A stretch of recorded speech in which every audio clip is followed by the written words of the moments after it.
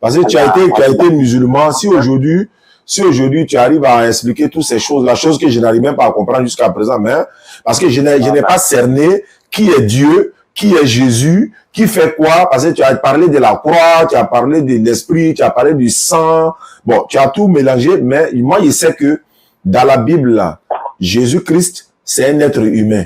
Dans la même Bible, Dieu, lui, n'est pas un être humain. Donc, on ne peut pas les mélanger les deux. C'est des choses que peut-être tu ne sais pas. Dans la Bible, Jésus, lui, c'est un être humain, mais dans la Bible, Dieu n'est pas un être humain.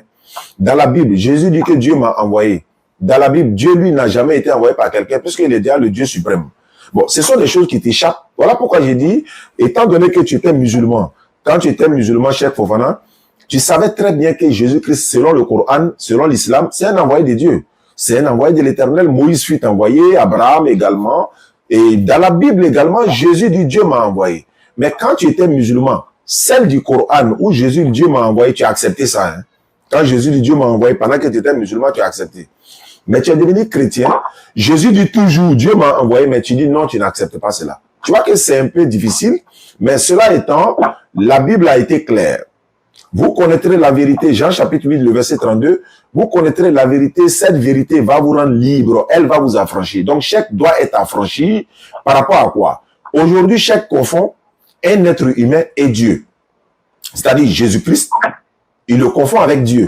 Dieu est l'entité suprême, il est esprit. Jésus a dit dans Jean 4, 24, Dieu est esprit. Mais il faut que ceux qui l'adorent doivent l'adorer en esprit et en vérité. Mais si Dieu est esprit, mais Jésus même a démenti dans Luc 24, verset 36 à 37, il dit, touchez mes mains.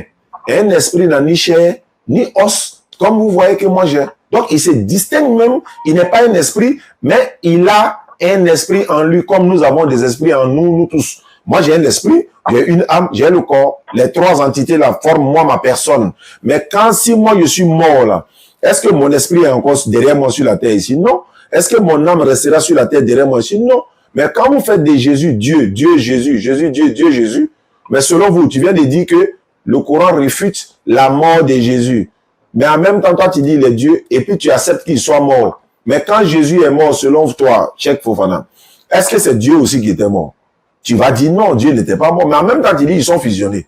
C'est-à-dire que tu acceptes leur fusion, mais tu acceptes que l'autre est mort, l'autre n'est pas mort. Mais s'ils sont fusionnés là, si l'un est mort, l'autre aussi est mort.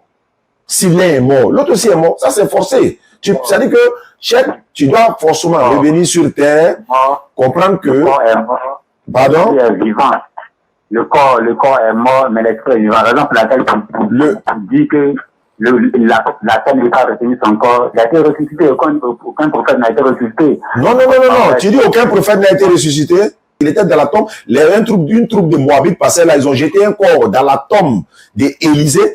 Et ça dit que le corps là a été ressuscité par Élisée. Voilà, c'est ce qu'il voulait préciser. Mais avant Jésus, il y a eu des résurrections. Après Jésus, même Pierre a ressuscité des morts. Allô? Il dit que... C'est pas Élisée, c'est plutôt... Lorsqu'ils ont enterré Élisée, maintenant, lorsque son corps a touché... Voilà, son corps a touché.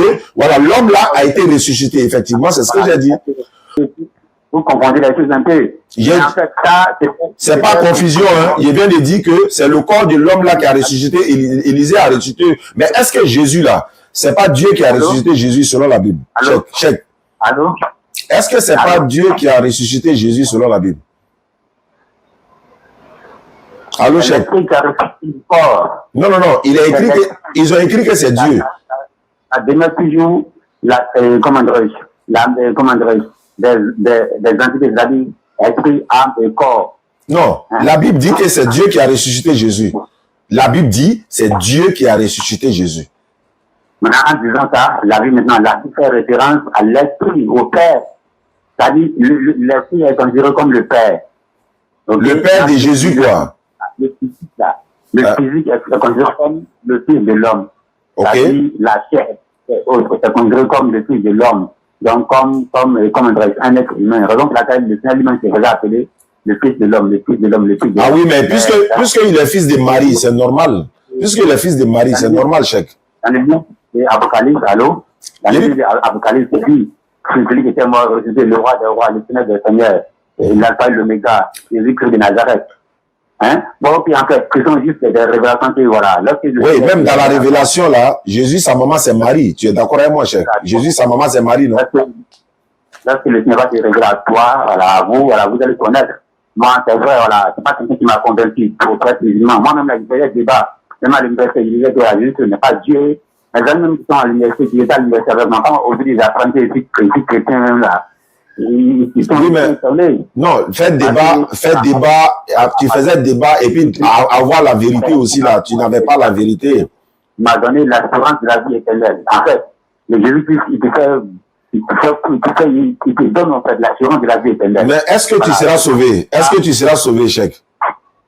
Évidemment, mon frère, parce qu'il y a cette assurance-là. Non, mais est-ce que c'est écrit dans la Bible que les chrétiens peuvent être sauvés? Qu'est-ce que c'est que la vie éternelle? La vie éternelle, c'est des... Voilà, je vais répondre. Attends,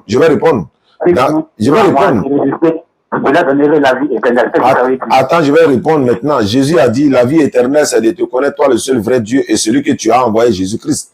Donc, pour avoir la vie éternelle, il faut reconnaître que Jésus, c'est un envoyé de Dieu. Est-ce que toi, tu acceptes ça? C'est dans Jean 17,3. C'est dans Jean 17,3. C'est pas moi qui j'ai inventé, Cheikh. Pour reconnaître que, pour avoir la vie éternelle, il faut reconnaître que Jésus-Christ est un envoyé de Dieu. Est-ce que toi, tu es d'accord avec ça? Pour dire que Jésus-Christ est un envoyé de Dieu. C'est selon Jésus lui-même. Pour avoir la vie éternelle, il dit, la vie éternelle consiste à reconnaître qu'il y a un seul vrai Dieu et celui que tu as envoyé, Jésus-Christ. C'est-à-dire pour obtenir la vie éternelle à l'époque de Jésus. Parce que nous ne sommes plus à l'époque de Jésus. À l'époque de Jésus, c'était de reconnaître que Jésus-Christ est l'envoyé de Dieu. Est-ce que toi, tu es d'accord que Jésus-Christ est l'envoyé de Dieu? C'est celui qui dit que c'est l'esprit qui a envoyé le corps. Non, est-ce que tu es d'accord? Est-ce que tu es d'accord selon les propos de Jésus que c'est Dieu qui l'a envoyé? Parce que Jésus a dit, c'est Dieu qui m'a envoyé. Il n'a pas dit c'est l'esprit qui a envoyé le corps. Hein. Jésus dit que c'est Dieu qui m'a envoyé. Cheikh, tu es chrétien aujourd'hui, tu dois connaître ça. Exactement. Hein? De là maintenant, quand tu dis Dieu, il fait allusion à quoi? Quand il dit Dieu, il fait allusion à l'être suprême, créateur des cieux et de la terre. Sinon, il y a plusieurs dieux dans la Bible. Il y a plusieurs dieux dans la Bible. Même Satan est appelé Dieu. 2 Corinthiens 4, verset 4. Moïse est appelé Dieu. Exode chapitre 7, verset 1. N'est-ce pas? Et puis dans Psaume 82, 6, on dit vous êtes des dieux. Vous êtes tous des fils du Très-Haut. Donc il y a beaucoup de dieux dans la Bible, mais ils ne sont pas des dieux créateurs. Est-ce que tu comprends? Les dieux avec les petits D. Non, Moïse est appelé Dieu avec grand D.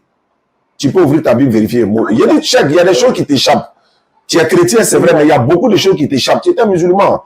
Mais il y a beaucoup de choses qui t'échappent. Moïse est appelé Dieu avec grand D. Avec grand D. Il faut vérifier.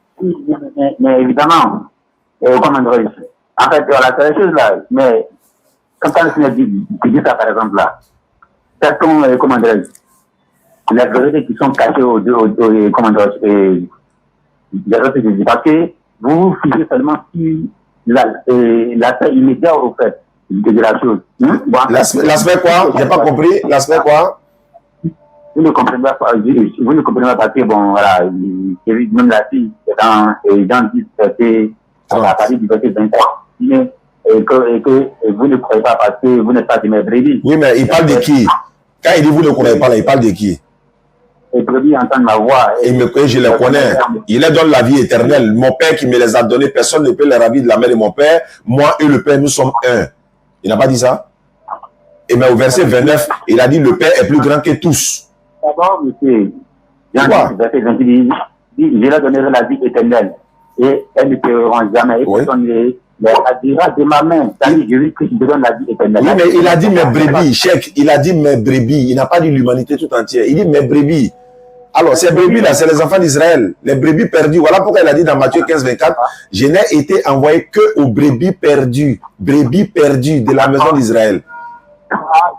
Lorsqu'il a dit ça, c'était pour que la femme, comment la femme aura la femme maintenant pour répondre. Et à la fin, qu'est-ce que la femme a dit? Oui, mais Jésus a dit, oui, ta foi est grande.